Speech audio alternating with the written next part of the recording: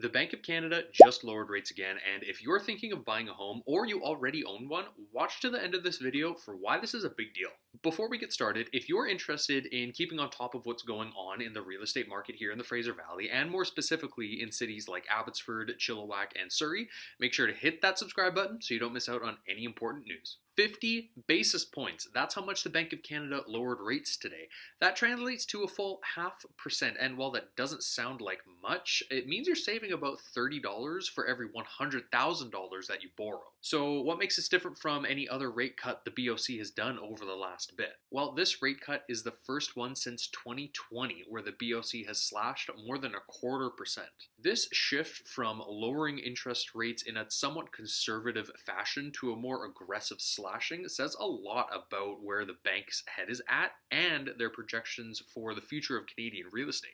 At this point, the question on everyone's mind is, has the Bank of Canada set a new precedent with how they plan to continue cutting rates, i.e. more aggressively with larger and larger cuts? Or are they going to take a more conservative approach, wait and see what's going to happen over the next little bit and pump the brakes if things don't go the way they want? Let's get back to the basics here and answer the question of why this is happening in the first place and why it's such a big deal. If you've been following Canadian real estate and interest rates specifically, you probably know by now that one of the main driving decisions behind the B.O.C's decision to cut rates or not is inflation. Listen, things are pricey right now, and one of the main reasons for this is the fact that the Canadian dollar has lost a lot of value since the 2019-2020 period, when the Trudeau government fired up the printing machines to basically prop up the country during the COVID pandemic.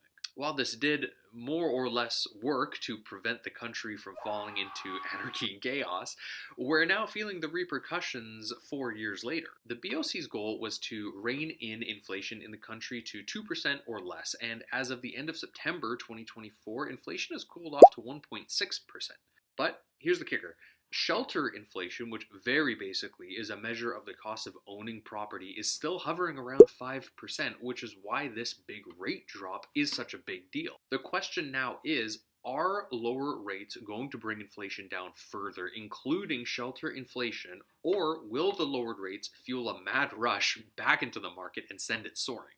Obviously, no one has a crystal ball, and I'm still waiting on my ChatGPT prompts to tell me which real estate investment to buy, but for right now, some banks are saying to expect another 1.75% drop, while others are calling for a more modest 0.75% drop. But either way, rates are heading down now and into next year.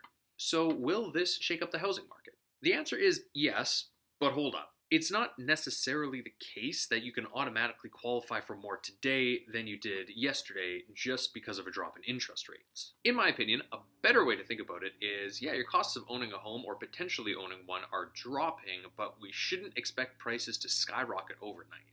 Certainly, it has been the case that prices have somewhat remained stagnant and in many parts of the Fraser Valley have actually gone down a little bit over this last summer.